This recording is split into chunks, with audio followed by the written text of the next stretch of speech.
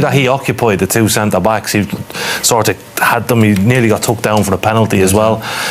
You don't have to be everything as a centre forward, but you have to be something, and that's what Hyland can't find at the moment. He's nowhere.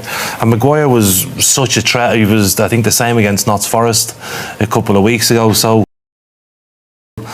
yeah, I mean, it's not the ideal tactic, but United found a way to win tonight, which is incredible. And the fact that they're still in the tournament, they've still got a chance to qualify for the Champions League, and they're still putting in performances like we've seen tonight blows my mind. Tonight was just a complete seesaw. I didn't know what was going to happen. I know. And we have to sum it up now. Yeah, good so luck. We're going to take a quick break, and we'll try and sum up. Is you don't write them off, Richard. They did it in style in the end. They did. They kept coming back. There was a moment when I thought that they'd hit proper rock bottom. They didn't really have any sort of hope left for them, but they managed to do it. Like the great United teams of old always managed to do it. And yeah, it was a famous night, I'd say, at Old Trafford, and it could be a huge night for Amorim in terms of going forward for the club and the expectations and the desire to go and win a game. When they needed it, they did increase. Shay spoke about the tempo and the intensity that they played at. They improved it and they got a result of it, so hopefully now they can see that as a template, and they can start to play football on a little bit quicker than they have been in recent weeks. And you'd almost forget that they were 2-0 up at half time.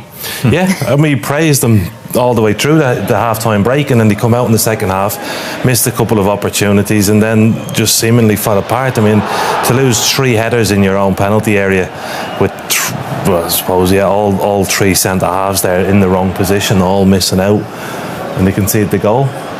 Yeah, and this is the second goal as well.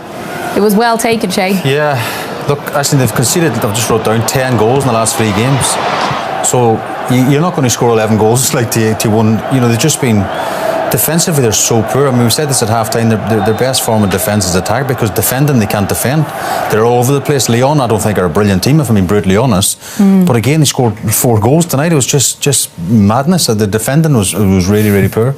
And the fact as well that Lyon, they went down to 10 men, and I suppose it didn't even look like it at times for United that they had that advantage. No, it didn't at all, because, you know, we were saying when we off-aired on it, who's got the man sent off. Fofana came off the bench. This guy was really quick off the bench, and he was a big plus for them.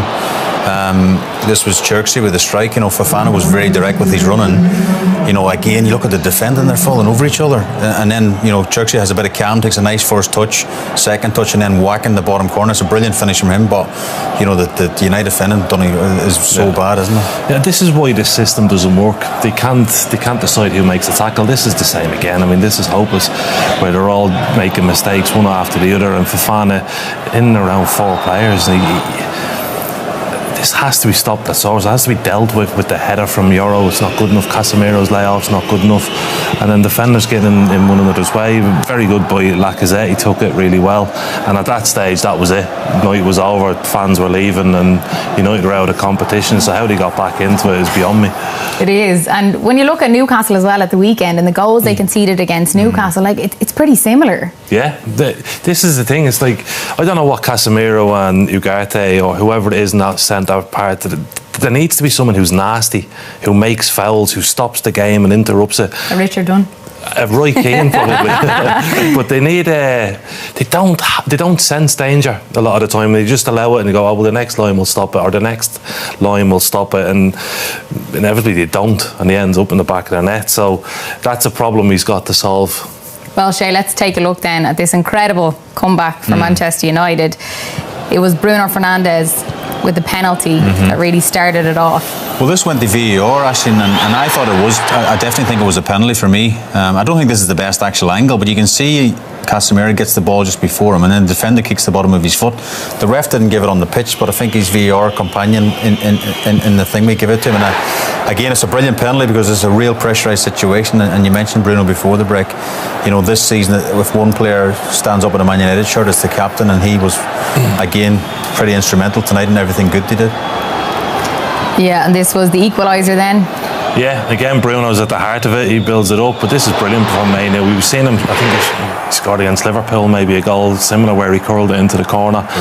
And it's late in the game, and he still has the composure to do it. It's fantastic goal. And I suppose he came on as a centre forward and ended up back in his normal midfield role, and just by arriving in those positions, he's better than being stood there. But it was a really good finish by him. To have that impact coming on as well, you know, was everything, Shay. 3 players around him, and you said 120th minute. This is like the right at the death as well, and he's managed to just keep a bit of calmness, have a brilliant touch inside, and the keeper's got no chances. You know, he's still very young, Mainoo as well. I know he's played a lot of football now, but that's a brilliant finish. And at that point, we're thinking, surely they can't. There's no way, and they do, and it's Harry Maguire. I mean, the momentum was with them, and I suppose they felt it. The players felt it, and Casemiro plays in a lovely ball. And defenders poor again. Niakate, he was trying to look for fouls and all sorts of stuff, but Harry Maguire got so much criticism throughout his time at Man United. He deserves big moments like that, and it's not, for a centre half, an £80 million centre half, you don't want to be used as a part-time centre forward. You know what I mean? It's not really that respectful, I suppose, but he's there when the job needs it, and he was a really good header and a great moment for him. Yeah, a big